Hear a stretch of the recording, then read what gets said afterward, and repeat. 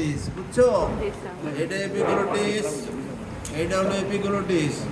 এই এপিগ্লোটিস আর এই যে ক্রিকয়েড কার্টিলেজ হলো সবচেয়ে নিচের কার্টিলেজটা। এই যে এই পর্যন্ত ধরো ক্রিকয়েড কার্টিলেজ, হ্যাঁ, এইটুকু হলো ল্যারিংস। ল্যারিংসের লেন্থ কত? মেলের জন্য হলো 44 মিলিমিটার, 4.4 সেন্টিমিটার। ফিমেলের জন্য 36 মিলিমিটার। ফিমেলদের ল্যারিংস ছোট, চালায় বেশি করে কারা? ফিমেল। এই যে এইভাবে দেখাবা ল্যারিংস কতটুকু, বুঝছো? যদি বলে ল্যারিংস কতটুকু, বলবা এইখান থেকে আপার পার্ট অফ এপিগ্লোটিস থেকে lower part of the cricoid cartilage বলবা। এইটুকু হলো ল্যারিংস। এই ল্যারিংসের ভিতরে দুটো ফোল্ড আছে, ওই যে দেখছো, ওই উপরেটা হলো ভেস্টিবুলার ফোল্ড, নিচেরটা হলো ভোকাল ফোল্ড। হ্যাঁ, এই যে ভেস্টিবুলার ফোল্ড আর ভোকাল ফোল্ড, এই যে সবাই দেখো, এই যে উপরেরটা হলো ভোকাল ভেস্টিবুলার ফোল্ড, নিচেরটা হলো ভোকাল।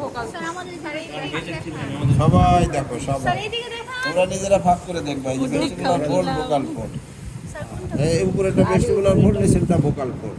এই দুই ফোল্ডের মাঝে যে এটা হলো সাইনাস অফ দ্য ল্যারিংস, আর উপরেটা হলো ভেস্টিবুল অফ দ্য ল্যারিংস, আর নিচেটা হলো ইনফ্রাগ্লোটিক। বুঝতে পারবা না? বলে দেবো না, ঠাস ঠাস করে বলে দেবা। জি স্যার, জি স্যার তো শুনি, কামের বেলায় তো দেখি না। ইয়ে এর বেস্ট এই লাইনিং এর ভিতরে না, এই শোনো, এই লাইনিং এর ভিতরে এইভাবে মনে রাখবা।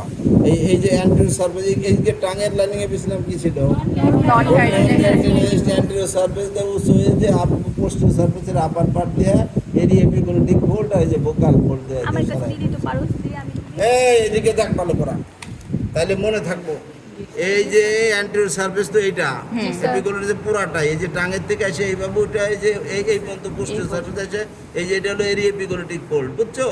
আর এটা ঘুরে এই যে নিচেরটা ভোকাল ফোল্ডের আপার পার্ট দিয়ে যে এইটা হলো নন ক্যারাটিনাইজ, বুঝছো? এই যে এইভাবে দিয়া আপার পার্ট দিয়ে ঘুরে এখান দিয়ে ভোকাল ফোল্ডের উপর দিয়ে যে এইটা হলো নন ক্যারাটিনাইজ। আর বাদ বাকি সব দেখছো। কোনো পদ্ধতি না পারো, ওই যে পারবে গাদা তো গ্যাস টাইপের গাদা। যদি এইভাবে তোমরা মনে রাখো, অ্যান্টিরিয়র সারফেস পুরাটা, পোস্টেরিয়র সারফেসের আপার পার্ট যদি এমনি ধরো, এই যে এরিয়া এপিগ্লোটিক ফোল্ডের আপার পার্ট দুই দিক দিয়ে, যে ভোকাল ফোল্ডের আপার পার্ট এইভাবে, এই যে এইভাবে এটুকু হলো নন ক্যারাটিনাইজ। বাদ বাকি সব হলো সিউডোস্ট্র্যাটিফাইড সিলিয়েটেড কলামনার এপিথেলিয়াম। এই যে এটা নাম হলো এপিগ্লোটিস। এইটার সামনের সারফেস পুরাটা নন ক্যারাটিনাইজ। আগেই কথা কই, সামনের সারফেস পুরাটা পোস্টেরিয়র সারফেসের আপার হাফ, এই পোস্টেরিয়র সারফেস এতখানি আপার হাফ, আর এই যে এরিয়া এপিগ্লোটিক ফোল্ড এই দুইটা, আর এই যে ভোকাল ফোল্ড আছে না, এর আপার পার্ট, এই যে এই দিক দিয়ে গোল করে এই যে এখান দেয় না, এখান দেয় না, এখান দেয় না, যে এইটুকু হলো non keratinize structure. Epiglottis elastic cartilage. Hyaline cartilage তোর দিব একটা ইলাস্টিক কার্টিলেজ ওই যে স্যার ট্রিপলি দিয়ে মনে রাখছিলাম। তা বাদ দিলাম, এপিগ্লোটিস ইলাস্টিক দরকার নাই। এখানে থাইরয়েড, ক্রিকয়েড আর বেজাল পার্ট অফ অ্যান্টিনাইড হলো হাইলিন, আর বাদ বাকি সবই ইলাস্টিক। এপিগ্লোটিস এইটা হলো এপিগ্লোটিসের লাইনিং এ ভিতরাম জিজ্ঞেস করলে কি ভাই ভালো করে শোনো, এপিগ্লোটিসের লাইনিং এ ভিতরাম, এইটার লাইনিং এ ভিতরাম যদি জিজ্ঞেস করে বলবো অ্যান্টিরিয়র সারফেস পুরাটা, পোস্টেরিয়র সারফেস আপার পার্ট হলো এনকেএসএস, আর লোয়ার হাফ হলো সিউডোস্ট্যাটিফাইড। বুঝেছো? যদি বোঝা থাকে যে প্রশ্নই ধরুক সব পারা হয়। জি স্যার। থাইরয়েড কার্টিলেজ কোনটা দেখাইতে পারে, কিন্তু থাইরয়েড কার্টিলেজ কিন্তু সামনেরই বড়টা, সবচেয়ে বড়টা হলো থাইরয়েড কার্টিলেজ। এই যে এই দুটা কি? Thyroid gland.